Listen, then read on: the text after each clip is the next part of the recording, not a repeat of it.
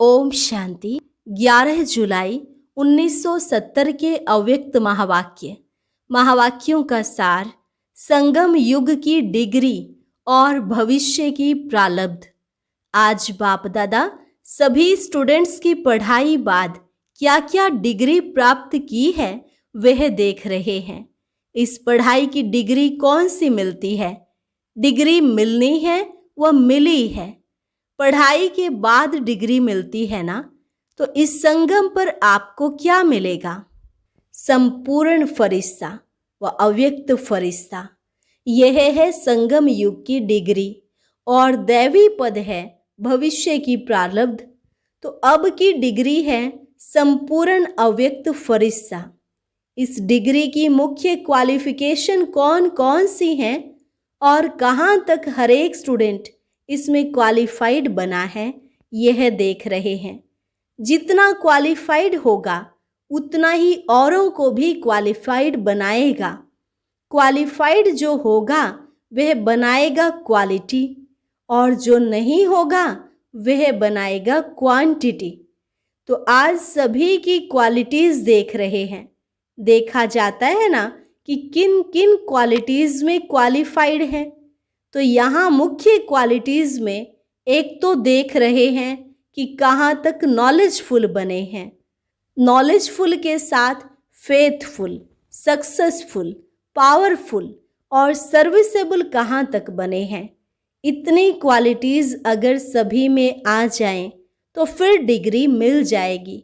तो हर एक को यह देखना है कि इन क्वालिटीज में कौन कौन सी क्वालिटीज धारण हुई हैं। नॉलेजफुल अर्थात बुद्धि में फुल नॉलेज की धारणा। जितना नॉलेजफुल होगा उतना ही वह सक्सेसफुल होगा। अगर सक्सेसफुल कम है तो समझेंगे नॉलेज की कमी है। सक्सेसफुल ना होने के कारण फेथफुल कम। फेथफुल अर्थात निश्चय बुद्धि।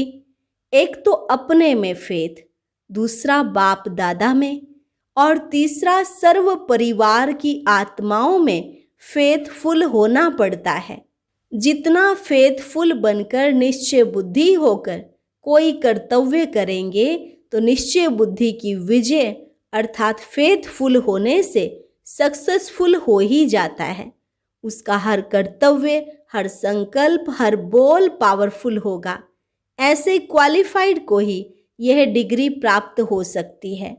अगर डिग्री को प्राप्त नहीं करते तो क्या होता है मालूम है? कोर्ट द्वारा क्या निकलता है? Decree, notice. या तो डिग्री मिलेगी या तो डिक्री मिलेगी। धर्मराजपुरी में बंद होने की डिक्री निकलेगी। इसलिए पुरुषार्थ करके डिग्री लेनी है, डिक्री नहीं निकालनी है। जिन्हों पर डिक्री निकलती है वह शर्मसार हो जाते हैं। इसलिए सदैव चेक करो कि कहाँ तक क्वालिफाइड बने हैं। यह तो मुख्य क्वालिफिकेशन बताई, लेकिन लिस्ट तो लंबी है। हर क्वालिटी के पीछे फुल शब्द भी है, फेथफुल, पावरफुल। तो इस रीति से सभी गुणों में फुल हैं तब डिग्री मिलेगी। सभी सक्सेस तो होते हैं, लेकिन सक्सेसफुल हैं, पावरफुल हैं या कम हैं, यह देखना है। जो इन सर्व गुणों में फुल होगा उनको ही संपूर्ण अव्यक्त फरिश्ता की डिग्री मिलती है। सभी ने यही लक्ष्य रखा है ना। अभी वर्तमान समय कौन सा है? अभी है बहुत नाजुक समय। अभी नाज से चलने का समय नहीं है। वह नाज बचपन के थे। अगर नाजुक समय में भी कोई नाजों से चलेंगे तो रिजल्ट में नुकसान ही होगा। इसलिए अभी संघारी मूर्त बनना है, विकराल रूपधारी बनना है। तो अब दिन प्रतिदिन नाजुक समय होने के कारण संघारी मूर्त बनना है। संहार भी किसका? अपने संस्कारों का, अपने विकर्मों पर। और विकर्मी आत्माएं जो इस समय हैं उन्हों के ऊपर अब विकराल रूप धारण कर 1 सेकंड में भस्म करने का है। शंकर के लिए कहते हैं ना कि 1 सेकंड में आंख खोली और विनाश। यह संहारी मूरत के कर्तव्य की निशानी है। कोई के भी ऊपर विकराल रूप बनकर दृष्टि डाली और उनके विकर्मी संस्कारों को भस्म कर दें, तो विकर्मों और व्यर्थ कर्मों, विकर्मियों के ऊपर अब विकराल रूप धारण करना है। अब स्नेही मूरत भी नहीं, अब तो काली रूप चाहिए, विकराल संहारी रूप चाहिए। अब लास्ट समय है। अब तक अगर विकराल रूपधारी नहीं बनेंगे तो अपने विकर्मों और विकर्मियों का सामना नहीं कर सकेंगे। अभी समाने की बात नहीं, विकर्मों को, व्यर्थ संकल्पों को व विकर्मियों के विकर्मी चलन को अब समाना नहीं है, लेकिन संहार करना है। अब स्नेह को समाना है, शक्ति रूप को प्रत्यक्ष करना है। शक्तियों को एक ही समय 3 बातें धारण करनी है।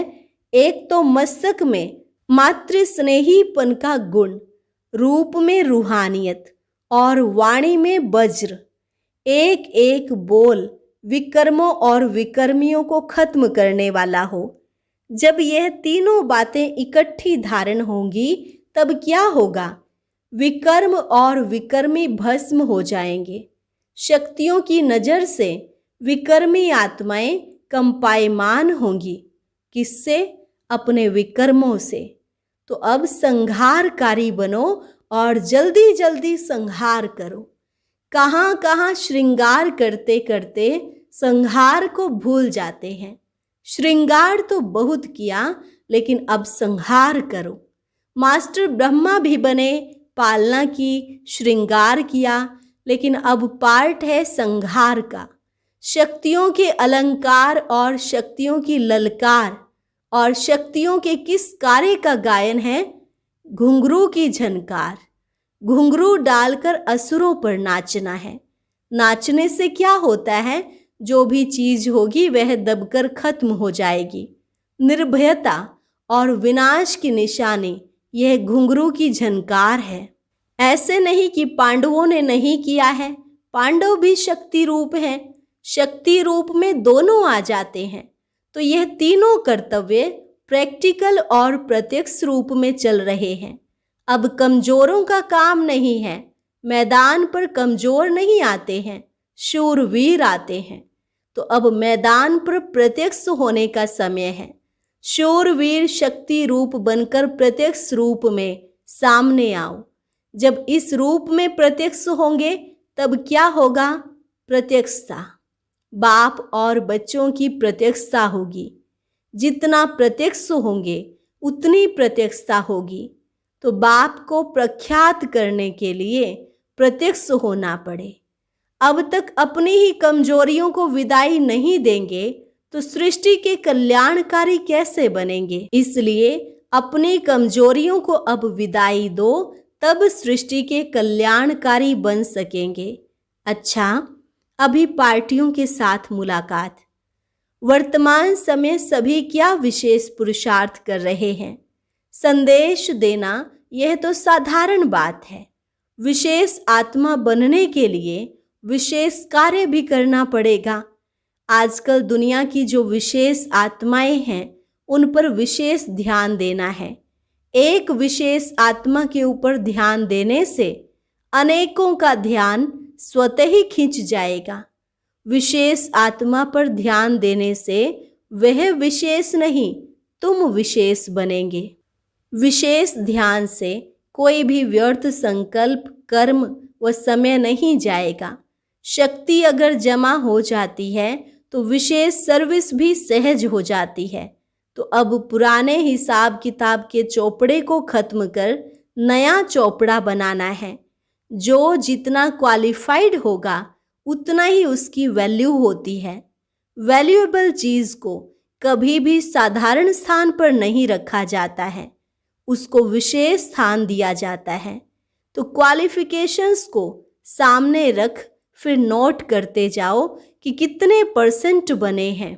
जब % हो जाएंगे तो यह जो सेंट साधु संत हैं वह भी झुकेंगे और उन्होंने झुकने से वह झनकार दूर दूर तक सभी के कानों में पहुंचेगी।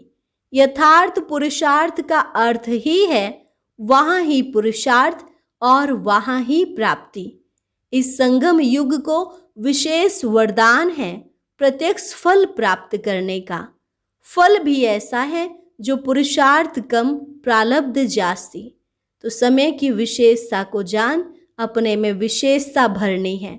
अगर कमी रह जाएगी तो फिर कमी की निशानी क्या होगी? कमान। अगर कमाल नहीं करेंगे तो कमान मिलेगी। 1 सेकंड का भी फल अगर प्राप्त नहीं किया तो फुल नहीं बनेंगे, फेल की लिस्ट में आ जाएंगे। दिल्ली को कहते हैं बाप दादा की दिल। जैसे दिल की धड़कन से तंदुरुस्ती का मालूम पड़ता है, वैसे दिल्ली की आवाज से समाप्ति का आवाज सुनेंगे। दिल्ली है दर्पण, तो दिल्ली वालों की कितनी जिम्मेवारी है। जितना बड़ा जिम्मेवारी का ताज, उतना ही सतयुग में बड़ा ताज मिलेगा। इसको कहते हैं बेहद की जिम्मेवारी। बाप भी मधुबन में रहते बेहद की सर्विस करते थे ना, तो एक एक को बेहद की जिम्मेवारी है। बेहद की बुद्धि कैसी होती है? बेहद की बात सोचना, बेहद परिवार से संबंध और स्नेह, सर्वस्थान अपने, ऐसे को कहते हैं बेहद का सर्विसेबल। हद की सर्विस वाले को सर्विसेबल नहीं कहेंगे। तीसरी बात, मधुबन को कहते हैं सेफ, तिजोरी। मधुबन निवासी सेफ में पड़े हैं। सेफ में रहने वाले कौन सी मणियां हो? सभी से बढ़िया मणि होती है मस्तक मणि। मस्तक मणि कम होती है, हृदय मणियां ज्यादा होती हैं। जो ज्यादा सेफ में रहते हैं वह मस्तक मणि है। योग युक्त और निश्चय बुद्धि बन करके कर्तव्य करने से सफलता प्राप्त हो ही जाती है। पहले से ही अगर यह संकल्प बुद्धि में होता है कि करते हैं परंतु मिलता मुश्किल है, तो यह संकल्प भी निश्चय की परसेंटेज को कम कर देता है। निश्चय बुद्धि हो करें तो फेल नहीं होंगे। समस्याओं का सामना करने से सफलता मिलती है। विघ्न तो आएंगे, लेकिन लग्न की अग्नि से विघ्न भस्म हो जाएंगे।